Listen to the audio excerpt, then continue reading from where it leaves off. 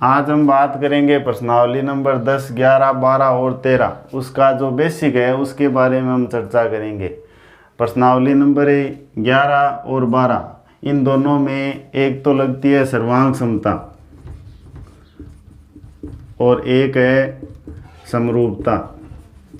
इन दोनों में जितने भी नियम लगते हैं उन नियमों को लगाने के लिए सबसे पहले हमें ज़रूरत पड़ेगी इन कोणों के बारे में पढ़ने की।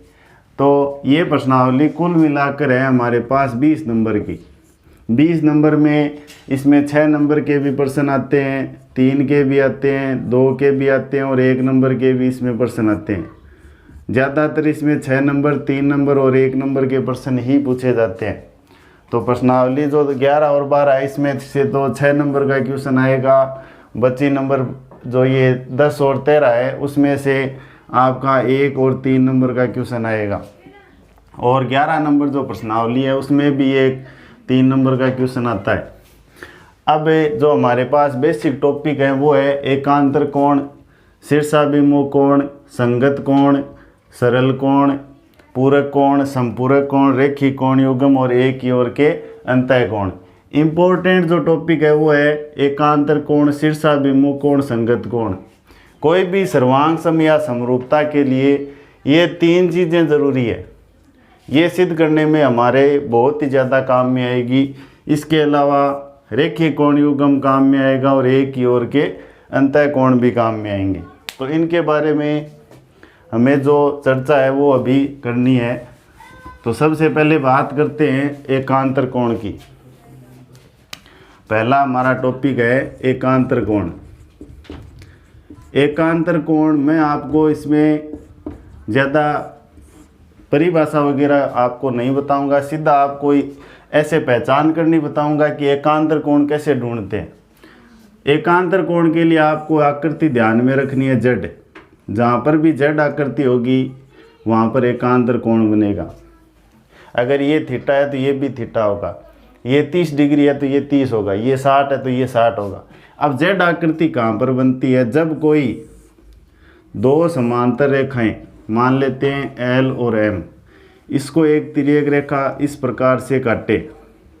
अगर एक तिर्यक रेखा इस प्रकार से काटे तो यहाँ पर जेड आकृति बनेगी। देखो ये जेड आकृति है तो ये कोण इसके बराबर होगा। अगर ये कोण x है तो ये भी x होगा। ऐसे ही इधर से भी एक जेड आकृति बन रही है। अगर ये कोण आपके पास y है तो ये भी क्या होगा? y कोण होगा। मैं मान लेता हूँ ये x है और ये a कोण है और ये y है और ये कोण b है। अब यहाँ पर हमें कारण लिखना होता है कि कोण x है वो कोण a के बराबर है। जो कारण है वो इसके सामने लिखा जाता है कि ये कोण बराबर तो हैं लेकिन बराबर क्यों है उसका कारण हमें सामने लिखना होता है, वो है एकांतर कोण के कारण। अब एकांतर कोण क्यों हुए? क्योंकि ये जेड आकृति जहाँ पर भी आपको दिखाई देती है वहाँ पर क्या बनेगा? एकांतर कोण। और जेड आकृति हमेशा समांतर रेखाओं के बीच में ही बनती है। ऐसे ही कोण y है वो कोण b के बराबर होगा। इसमें भी वही नियम लगेगा, एकांतर कोण नियम। तो एकांतर कोण के लिए आपको आकृति ध्यान में रखनी है z, और ये कोण इसके बराबर होगा और ये कोण इसके बराबर होगा। नियम है वो होगा एकांतर कोण। दूसरा टॉपिक है शीर्षाभिमुख कोण। शीर्षाभिमुख कोण के लिए आपको आकृति ध्यान में रखनी है x, शीर्षाभिमुख कोण। शीर्षाभिमुख कोण के लिए आकृति ध्यान में रखनी है x। अगर x में ये कोण और ये कोण बराबर होते हैं, ऐसे ही ये इधर वाला कोण और इधर वाला कोण ये भी आपस में क्या होते हैं? बराबर। अगर ये थीटा है तो ये भी थीटा होगा, अगर ये x है तो ये भी क्या होगा? x होगा। ये भी शीर्षाभिमुख कोण के लिए भी यही आकृति आप काम में ले सकते हो। जैसे कोई 2 समांतर रेखाएं हैं, उनको एक तिर्यक रेखा इस प्रकार से काटती है n, तो यहाँ पर जो ये कोण है ये इसके बराबर होगा। क्यों? क्योंकि यहाँ पर x आकृति बन रही है, इस कारण से ये कोण इसके क्या होगा? बराबर होगा। यानी इसको बोल सकते हैं हम शीर्षाभिमुख कोण है। माना ये कोण A है और ये कोण B है, तो कोण ए बराबर होगा कोण बी के। जो कारण है वो इसके सामने लिखा जाता है शीर्षाभिमुख कोण, शीर्षाभिमुख कोण, यानी कोण ए है वो बी के बराबर है। ऐसे ही कोण इसको x मान लिया, इसको y मान लिया, कोण x है वो y के बराबर होगा।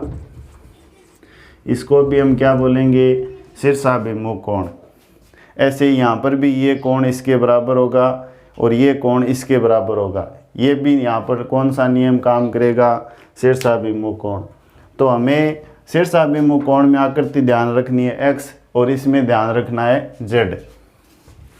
तीसरा टॉपिक है संगत कोण।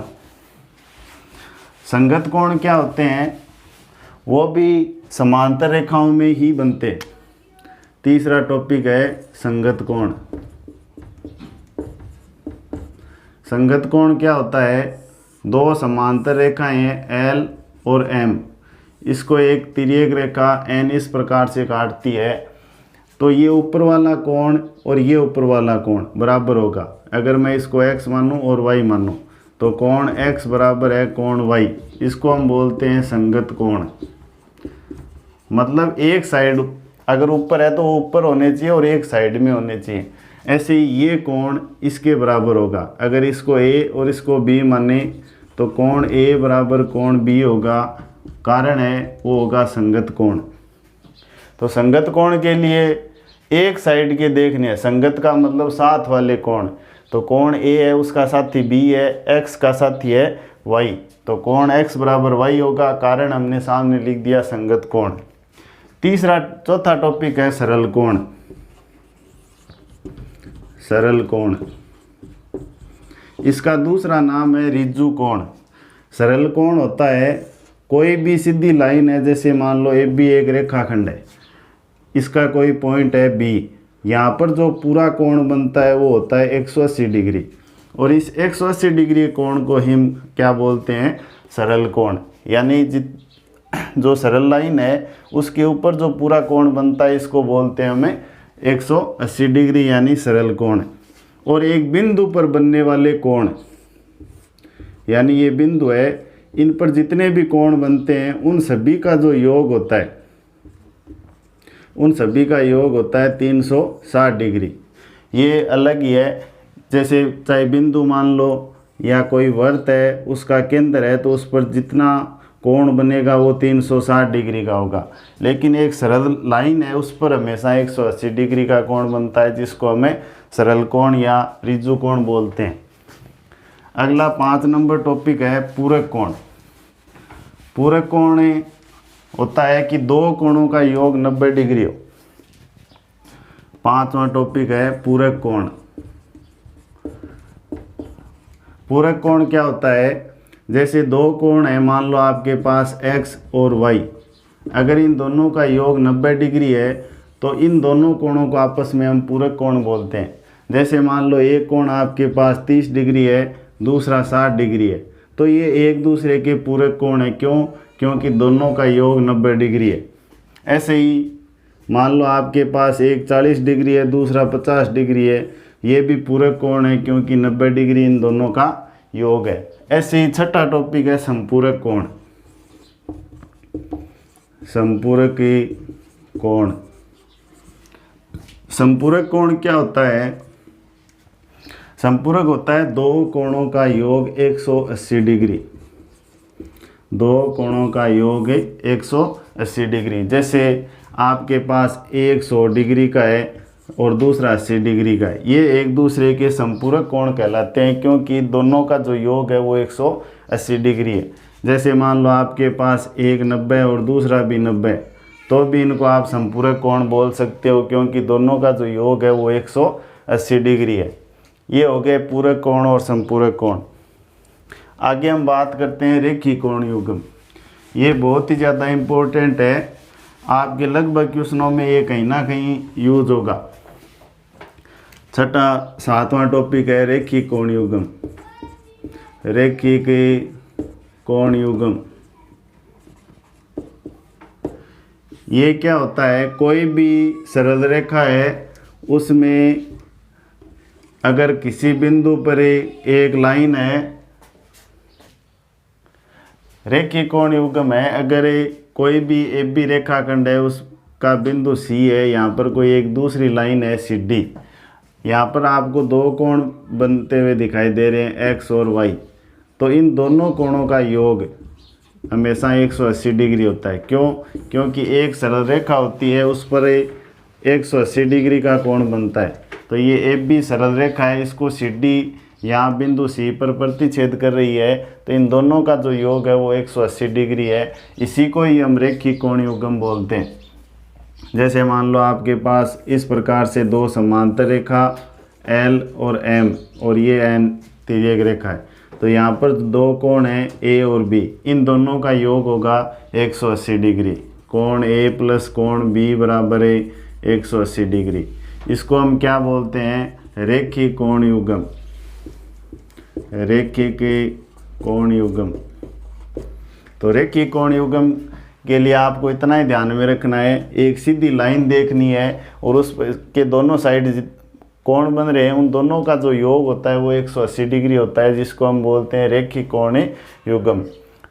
लास्ट टॉपिक है ए की ओर के अंतः कोण। ए की ओर के अंतः कोण है वो लागू होता है दो समांतर रेखाएं उसको तिर्यक रेखा काटे उसमें। 8वां टॉपिक है ए की ओर के अंतः कोण।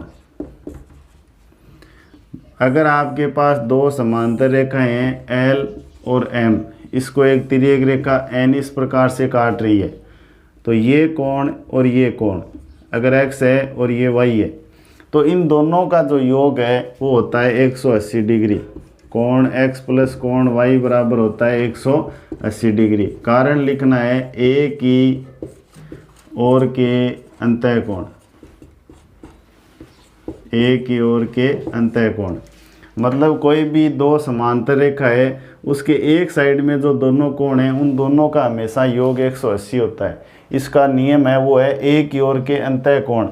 ए की ओर के अंतः कोण है तो उन दोनों का योग 180 होता है। ऐसे ही ये भी ए की ओर के अंतः कोण है, ए और बी, तो कोण ए प्लस कोण बी बराबर भी कितना होगा 180 डिग्री। नियम क्या होगा? ए की ओर के अंतः कोण। अब ये नियम कहाँ काम में आता है? जैसे मान लो हमारे पास समांतर चतुर्भुज है, तो समांतर चतुर्भुज है तो उसमें हमें पता है कि आमने सामने भुजाएं समांतर होती हैं। तो समांतर है तो ये ए बी है वो किसके समांतर है? डी सी के। ए बी समांतर है डी सी के, तो इन दोनों कोणों को हम क्या बोल सकते हैं? ए की ओर के अंतः कोण, यानी x प्लस वाई है, इन दोनों का योग हमेशा क्या होता है? 180 डिग्री। ऐसे ही ये भी ए की ओर के अंतः कोण है, इसको मैंने मान लिया ए और बी, तो इनका भी योग क्या होता है? 180 डिग्री। इनको भी हम क्या बोलते हैं? ए की ओर के अंतः कोण।